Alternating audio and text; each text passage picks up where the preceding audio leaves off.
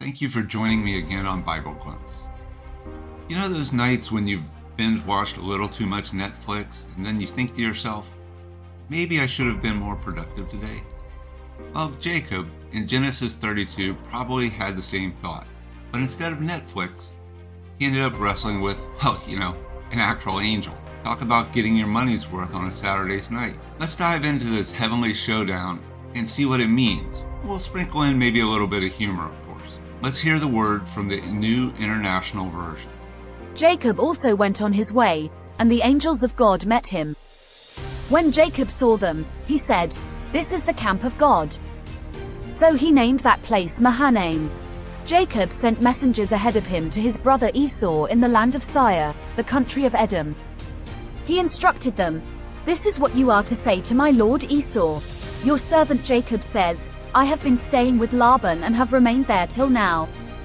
I have cattle and donkeys, sheep and goats, male and female servants. Now I am sending this message to my lord, that I may find favor in your eyes." When the messengers returned to Jacob, they said, "We went to your brother Esau, and now he is coming to meet you, and 400 men are with him."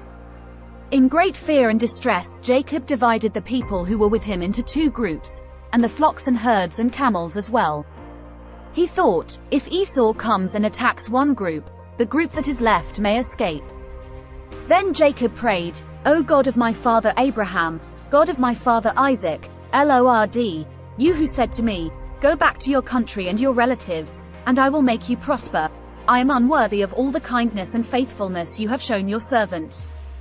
I had only my staff when I crossed this Jordan, but now I have become two camps.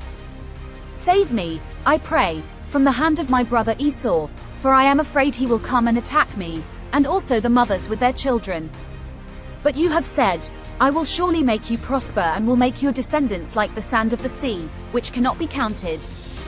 He spent the night there, and from what he had with him he selected a gift for his brother Esau, 200 female goats and 20 male goats, 200 ewes and 20 rams, 30 female camels with their young, 40 cows and 10 bulls, and 20 female donkeys and 10 male donkeys. He put them in the care of his servants, each herd by itself, and said to his servants, "Go ahead of me, and keep some space between the herds." He instructed the one in the lead, "When my brother Esau meets you and asks, 'Who do you belong to, and where are you going, and who owns all these animals in front of you?' then you are to say, 'They belong to your servant Jacob. They are a gift sent to my lord Esau, and he is coming behind us.'" He also instructed the second, the third and all the others who followed the herds, "You are to say the same thing to Esau when you meet him. And be sure to say, 'Your servant Jacob is coming behind us.'" For he thought, "I will pacify him with these gifts I am sending on ahead. Later, when I see him, perhaps he will receive me." So Jacob's gifts went on ahead of him, but he himself spent the night in the camp. That night Jacob got up and took his 2 wives, his 2 female servants and his 11 sons and crossed the ford of the Jabbok. After he had sent them across the stream, he sent over all his possessions. So Jacob was left alone, and a man wrestled with him till daybreak. When the man saw that he could not overpower him, he touched the socket of Jacob's hip so that his hip was wrenched as he wrestled with the man. Then the man said, "Let me go, for it is daybreak." But Jacob replied, "I will not let you go unless you bless me." The man asked him, "What is your name?" "Jacob," he answered. Then the man said, "Your name will no longer be Jacob, but Israel, because you have struggled with God and with humans and have overcome." Jacob said, "Please tell me your name." But he replied, "Why do you ask my name?" Then he blessed him there. So Jacob called the place Peniel, saying, "It is because I saw God face to face, and yet my life was spared." The sun rose above him as he passed Peniel, and he was limping because of his hip. Therefore to this day the Israelites do not eat the tendon attached to the socket of the hip, because the socket of Jacob's hip was touched near the tendon. This concludes the reading. So here we are, Genesis 32. Jacob's been on quite the adventure so far. And spoiler alert, it's about to get WWE level wild.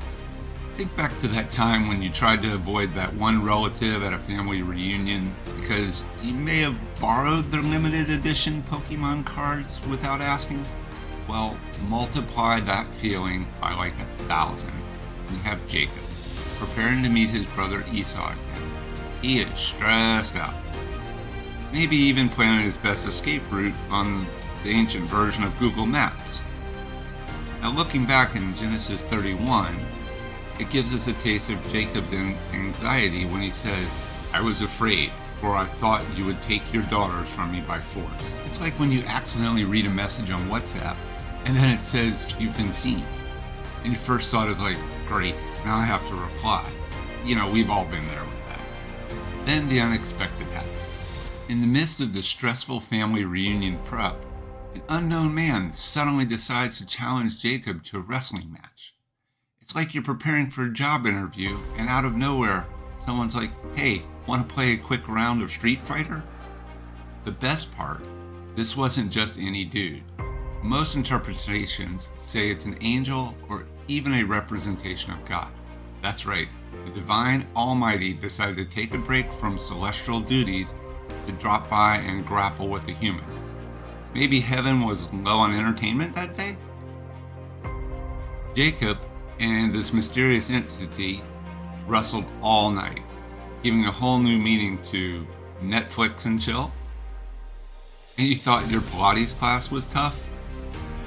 Here's where it gets really interesting. At the end of this match, the man says, "Let me go, for the day has broken." But Jacob, maybe high on adrenaline, maybe just being stubborn, replies, "I will not let you go unless you bless me." Ever felt that way about holding on to your Wi-Fi signal? This wrestling match wasn't just physical, it was spiritual. Jacob was confronting his past, his mistakes, and his identity. And guess what? After all that wrestling, Jacob gets a new name, Israel, meaning he struggles with God. It's like leveling up in a video game after a boss battle. But let's not forget the aftermath. Jacob walked away with a limp, a constant reminder of that crazy night. I mean, imagine explaining that at parties. "How'd you get that limp?" "Oh, I just wrestled with God. No big deal." There we have it, folks. Genesis 32, Jacob's wild night out, when ancient wrestling meets modern shenanigans. So the next time you're stressing about a family reunion or prepping for something big, just remember our boy Jacob and his unexpected wrestling match. Maybe you won't get a divine smackdown, but who knows? You might just discover something new about yourself. And if you ever find yourself in a surprise wrestling match at dawn, just ask for a blessing. Who knows? You might just walk away with a cool new name and a story for the ages. Until next time, keep wrestling with those questions and maybe invest in some wrestling gear, just in case.